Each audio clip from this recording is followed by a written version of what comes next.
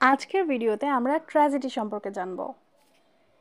তবে সাহিত্যের স্টুডেন্টদের জন্য ট্র্যাজেডির সবথেকে গুরুত্বপূর্ণ বিষয়টা এইটা যে ট্র্যাজেডি সম্পর্কে অ্যারিস্টটল কি বলেছেন। অ্যারিস্টটলের অ্যাকর্ডিং ট্র্যাজেডি পোয়েট্রির 5টা ফর্মের মধ্যে একটা। আর অ্যারিস্টটল তার নিজস্ব গ্রন্থ পোয়েটিক্সের সবথেকে বেশি অ্যাটেনশন দিয়েছে ট্র্যাজেডিকে। অ্যারিস্টটলের মতে ট্র্যাজেডি হচ্ছে একটা ইমিটেশন অর্থাৎ নকল, এক অ্যাডমাইরেবল কমপ্লিট অ্যাকশনের নকল অথবা ক্যারেক্টারের নকল। ট্র্যাজেডি এমন ল্যাঙ্গুয়েজে লেখা হয় যার মধ্যে রিদম এবং মেলোডি থাকে, যেন ল্যাঙ্গুয়েজ অডিয়েন্সকে আনন্দ দিতে পারে।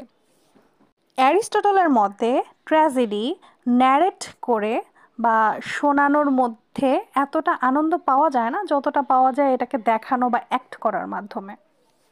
আর এটা একটা সুপিরিয়র আর্ট ফর্ম যেটা কিনা অডিয়েন্সকে পিউরিফাই করে, মানে অডিয়েন্সের ভেতরে ভয় এবং দয়ার ইমোশন জাগায়, অডিয়েন্সকে পিউরিফাই করে, তাকে একজন ভালো মানুষ বানায়। আর এই দুই ইমোশনকে জাগানোর যে প্রসেসটা আছে সেটাকে আমরা বলবো ক্যাথারসিস। অ্যারিস্টটলের মতে ট্র্যাজেডিতে 6টা কম্পোনেন্ট পার্ট থাকে। প্রথমে lyric poetry, second spectacle, third হচ্ছে plot, fourth character, fifth diction and sixth reasoning. এই 6টা পার্ট ট্র্যাজেডির কোয়ালিটিকে বাড়িয়ে দেয়।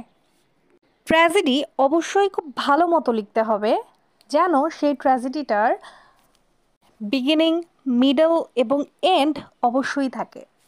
অ্যারিস্টটলের মতে ট্র্যাজেডি 4 ধরনের হয়ে থাকে: complex, simple, based on sufferings, based on characters. Aristotle ট্র্যাজেডিকে এপিক পোয়েট্রি এবং কমেডির সুপিরিয়র বলেন, কারণ এতেও ক্যাথারসিস হয়ে থাকে।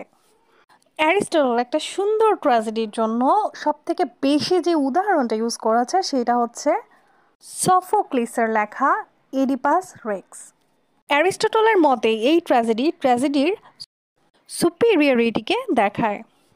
এই ট্র্যাজেডিতে কি হয় যে ট্র্যাজেডির মেইন ক্যারেক্টার এডিপাস তার অজান্তে নিজের বাবাকে হত্যা করে এবং মাকে বিয়ে করে নেয়। কিন্তু এডিপাস যখন সব কিছু জানতে পারে তখন সে নিজেকে শাস্তি দেয়, নিজের 2 চোখ সে অন্ধ করে ফেলে। কিন্তু এই সব কিছুর ভবিষ্যৎবাণী তখনই হয়ে গেছিল যখন এডিপাস ছোট ছিল। অ্যারিস্টটল এই ট্র্যাজেডির জন্য বলে এটা একটা কমপ্লেক্স প্লট।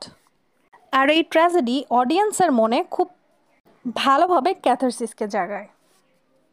আর অ্যারিস্টটল এই ট্র্যাজেডিটাকে একটা পারফেক্ট ট্র্যাজেডি বলে। যারা এখনো পড়োনি এডিপাস রেক্স এই ট্র্যাজেডিটা, এই টপিকের উপরে আমার অনেক ভিডিও রয়েছে, যারা পড়োনি পড়ে নিতে পারো।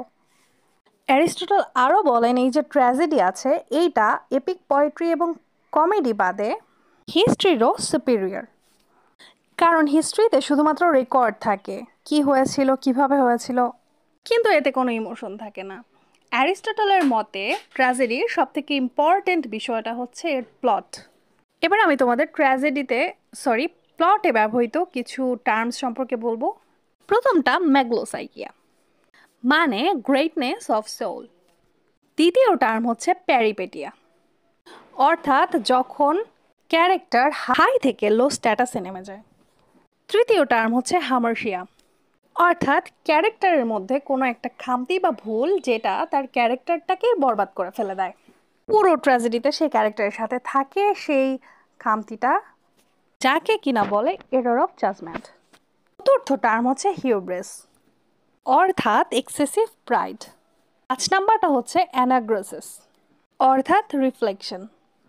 আরও একটা টার্ম রয়েছে ক্যাথারসিস, যেটা সম্পর্কে আমি অলরেডি একটা ভিডিও বানিয়েছি এবং এই ভিডিওতেও তার সম্পর্কে বলেছি, যার কাজ হচ্ছে পিটি এবং ফিয়ার জাগিয়ে ইমোশনসকে ক্লিয়ার করা, পিউরিফাই করা। আর লাস্ট টার্ম হচ্ছে প্যাথোস, অর্থাৎ দয়ার ভাবনা জাগ্রত করা। আশা করছি আজকের ভিডিও সব কিছু তোমরা ভালো মতো বুঝতে পেরেছো।